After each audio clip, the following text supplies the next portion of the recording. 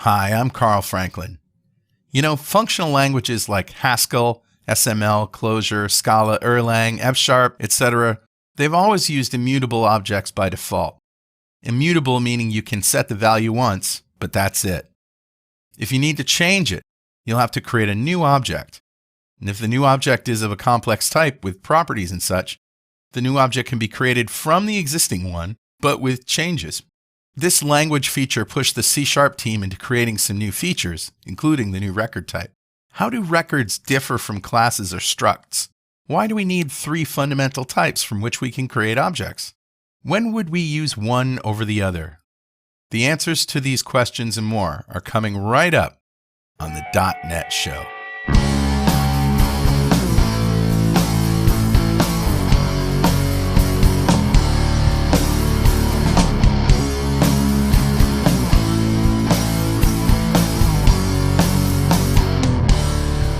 So I've created just a generic .NET 6 console application here. And if you want to follow along, you can go to this repo right here, .NET Show 13 at carlfranklin.github.com. So let's start with the idea of immutability. Immutability, meaning you can create an object that can't be changed, can be useful when you need a data-centric type to be thread-safe, like a DTO, data transfer object. Or you're depending on a hash code remaining the same in a hash table. Immutability isn't appropriate for all data scenarios, however. Entity Framework Core, for example, doesn't have support updating with immutable entity types. But more and more C# developers are finding that immutability is a good thing. Before C# 9, if we wanted to create an object that couldn't be changed, we had to make all the properties read-only, without setters, and require passing in the property values in the constructor. Let's look at this. Here's a public class person, and I've got a constructor where I'm setting the first name and last name. And now my first name and last name properties don't have setters. So I can create a new person, calling the default constructor, and that is the last time I can set the first name and last name properties. And what happens if I try? Wink wah. Property or indexer person.firstname cannot be assigned to. It is read-only. But think about a complex object here. What if you had 100 properties? That's a big constructor, isn't it? So in 2020 with C# 9, the C# team, recognizing the benefits of immutability, introduced the init keyword that we can use in place of the set keyword to express that we want a property to be immutable. So here's that init keyword. Rather than set, we can initialize it. And that means we don't need a constructor, but what we can do is when we create the person, specify the initial property values. And then, of course, it's immutable, so we're going to get the same error that we got before. Init-only property or indexer person last name can only be assigned in an object initializer, or on this or base in an instance constructor, or an init accessor. In other words, you can't do that. Compiler's not even going to build.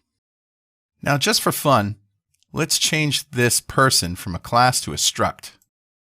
So, as you can see, structs can have initializers too. So let's talk about the difference between a class and a struct. A class creates a reference type, and a struct creates a value type. To really understand the difference, we have to go back to some fundamentals: stacks and heaps. You see, value types are created on the stack, whereas reference types are created on the heap. Great! All right, well, what's a stack? As in real life, a stack is a pile of things, one on top of the other. In computer lingo, it's a stack of values and pointers. Every thread has its own stack. Value types are created on the stack of the executing thread. Only top values can be accessed, exposing the next value. When you add a value to the stack, you are pushing it, just like when you add a cafeteria tray to a stack of cafeteria trays, you're pushing the whole stack down. When you retrieve a value from the stack, the top value, you are popping it. So you push to add something to the stack, and you pop to remove something from the stack. Struct is a value type, as are bool, byte, char, decimal, double, enum, float, int, long, sbyte, short, uint, ulong, and ushort value types. And that's where the struct goes, on the stack. So what is a heap? As in real life, a heap is a pile of things, accessible randomly. In my house, it's the garage. We call it the void. Things go in, but they don't come out. We really ought to look into garbage collection. In computer lingo, a heap is an area of memory belonging to an application. It's accessible by all threads. Think of it as global memory. Reference types, such as from classes, are created on the heap, as are value types that are defined inside a reference type. Reference types are interface, delegate, object, and string. String is special. It's an immutable reference type. Whenever you change the value, a new string object is created. That's why system.text.stringbuilder exists in the first place. So let me illustrate that with some inline graphics.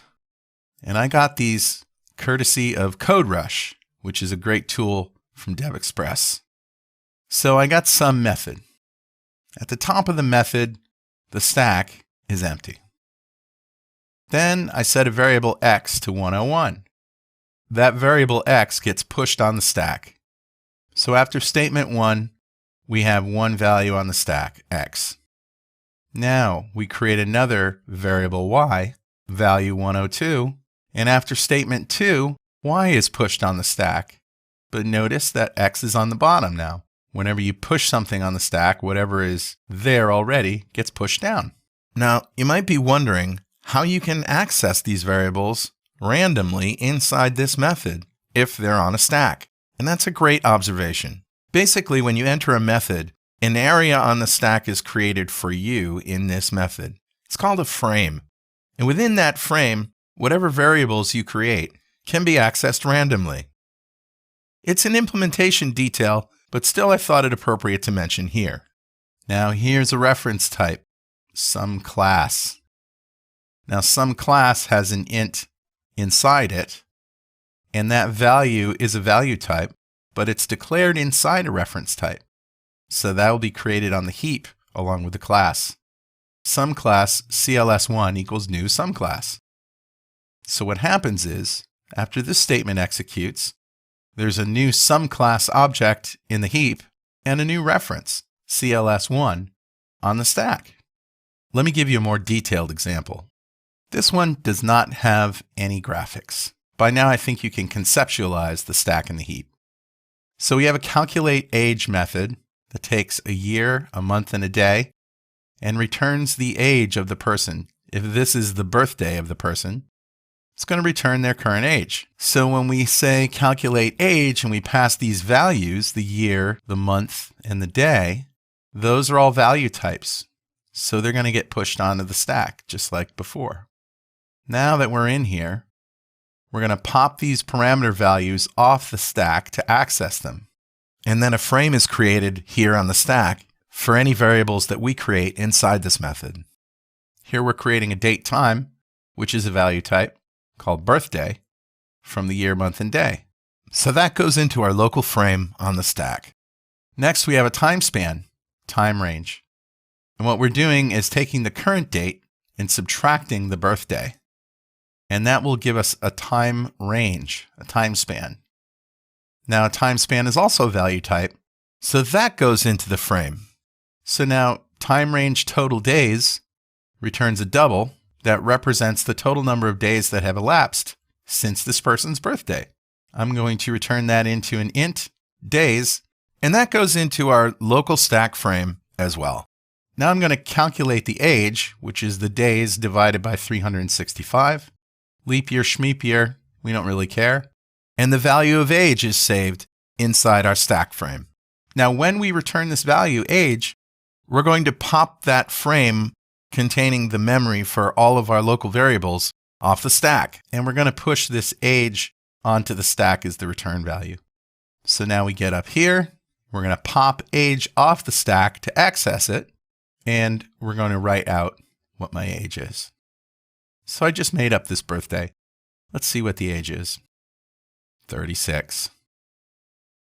So just to get the point across that the stack for a thread is critical to the code pointer, the code position, and also for creating value types and then destroying those value types as soon as they go out of scope.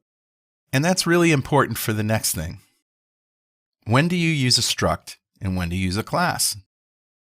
Simply put, use a class when you need a reference to a single source of truth, such as a complex hierarchy of data. Use a struct when you do not need references.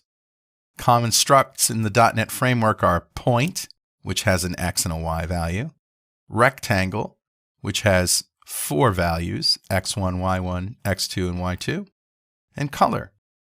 These are small bits of information that contain value types to express a set of values that make up a thing. Typically, they don't need to exist outside of your code scope. For all other situations, a class makes more sense. All right, so let's recap. So far, we know that instantiating a class yields a reference type. The object itself is stored on the heap, but the reference is stored on the stack of the executing thread. We also know that a struct, being a value type, is created on the stack. Structs should be used to express sets of value types that together represent something, like a point or a shape. For all other situations, a class is the right choice. But classes have some issues, as we'll discover now. Let's try comparing 2 objects from a class that have the same internal values. Here's my person class that is immutable because I'm using init instead of set. I'm creating a new person, person1, and a new person, person2, both with the same values. Now, when we use equals to determine if these 2 objects are the same, that's going to return false. Person1 does not equal person2. If you looked at the hash codes for these 2, they'd be totally different. Hash code uniquely identifies an object on the heap. So you can see these 2 hash codes are different. There's another operator we can use called reference equals, which tells me if these 2 variables point to the same object. And that'll also return false, because there are 2 different objects on the heap. Now, what happens if we do this? Person2 is person1. Let's start with equals. That's true. The hash codes are the same because both of those references point to the same object on the heap. And we should note that it's going to be true. What about reference equals? True or false? Also true. Well, one of the benefits of struct is that when you compare 2 of them, they will be equal if the values inside the struct are equal. So now I have a struct person, and you can also see that structs can have initializers as well. So that means this struct is immutable. Now, when we compare person1 and person2, even though they're 2 completely different objects, if you will, they're structs, but they're value types. So when you compare value types, it's the value that you're comparing. Person1 and person2 are equal. Now you can't use reference equals with structs because they're not references. Do not pass an argument with value type person to reference equals, but they are equal. Now, in a class, you can override the equals operator to compare the values, but you have to test each value, which can be daunting, especially if there's a lot of properties or you have a complex hierarchy. Let's look at this. Here's a person class with my first name and last name with init instead of set, so it's immutable. Now I've overridden equals. Now what that means is that every object has an equality, has an equals method, where you pass in another object that can also be null, by the way. So I'm going to assume this is a person. If it's not, we have other issues. So I'm casting obj to a person and returning that reference in other. Now the bell should be going off in your head that this is created on the stack, other. However, the object that this reference refers to is on the heap. So the reference other can go away after we get out of equals, and it will go away because it's on the stack, but that doesn't mean the object on the heap goes away. So I'm doing a null check. If other is null, return false. And now I have to test each property for equality. If other first name is this first name and other last name equals this last name, then I'm going to return true, otherwise false. And I can wrap that up in one expression, just like that. Now you also have to do this. You have to override get hashcode. If you don't, compiler says person overrides equals but does not override get hashcode. Apparently these things go together. And it makes sense. I'm just returning the hashcode of the base object. So now we've created two person objects from this class, both with the same name. And now when we see if they're equal, this equals override will execute and we're going to return true. Let's put a breakpoint. Boom. And it's true. So you can do this with a class, but it's a bit of work, isn't it? I don't want to have to do that all the time. Introducing records. In C#9, Microsoft introduced a new base type called record. A record can be a class, or a reference type, or a struct, value type. But a record is a class by default and therefore creates a reference type. For all record types, including record struct and read-only record struct, two objects are equal if they are of the same type and store the same values. So you get the equality of a struct with the reference type and all that goes along with it of a class. So record by default is a class. It will be created on the heap. You can have complex hierarchies just like you would with classes. But when you see if they're equal to each other, equals is automatically going to return true if they are of the same type and store the same values. So another feature of record is that you can define properties with positional syntax. You can just say, I want a record called person. It's got two properties, string first name and string last name. Positional syntax. You can also create or instantiate a new person with positional syntax. And if you define them with positional syntax like this example, it's as if you're using get and init on each property, but without the additional ceremony. In other words, they're immutable. Let's see what happens here. Person 1 and person 2 are the same, even though they're classes. Now, as I mentioned, a record is a reference type or a class by default. In C#10, however, you can specify explicitly that you want it to be a class just to differentiate it from being a struct. So this is the same as this, but it's more explicit. Now I can also make it a struct, right? So since we are defining the properties of person with this positional syntax, it's immutable by default. However, if you define the record as a struct, it will not be immutable. To make a record struct immutable, you can use the init keyword, like so. And note that we can no longer create the struct with positional syntax because we didn't define the record with positional syntax because we needed to specify init. All right, let's talk about the with expression. C#9 also introduced a new expression, with, that can be used to create a new record from an existing record, but changing one or more properties in the process. And this is called non-destructive mutation. So you can see I've got my person Carl Franklin, and notice we're back to our positional syntax here. We can create a person 2 from person 1, but with the first name Ben. So this actually creates two different records, which are on the heap because it's a class. And since the properties are immutable, the only way I can change a property is to create a new one, making whatever changes I need in the initializer. So that outputs Ben Franklin. Now there's also some built-in formatting. If this was a class and we did this, WriteLine person2, it would just show us the name of the class, person. If we do this now, it will output person and then brackets, first name equals Ben, comma, last name equals Franklin, end curly brace. So you get a nice representation of what the record actually is.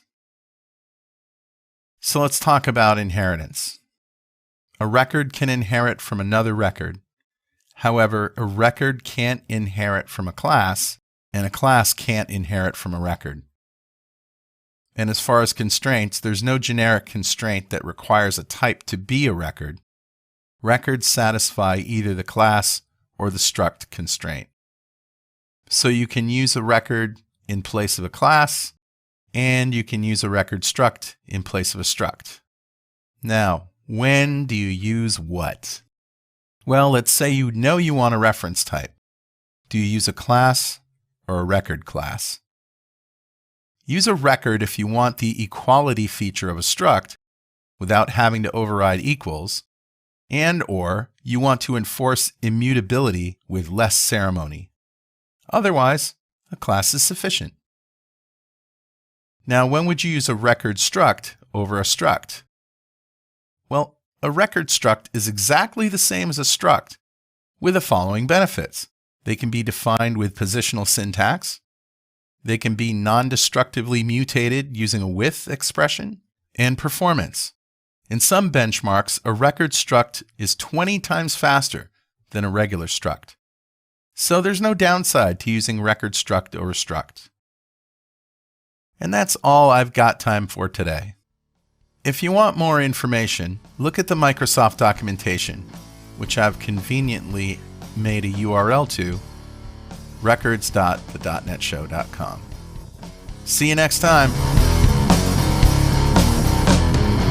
Thanks for watching. Please visit blazertrain.com and the.netshow.com for more great content.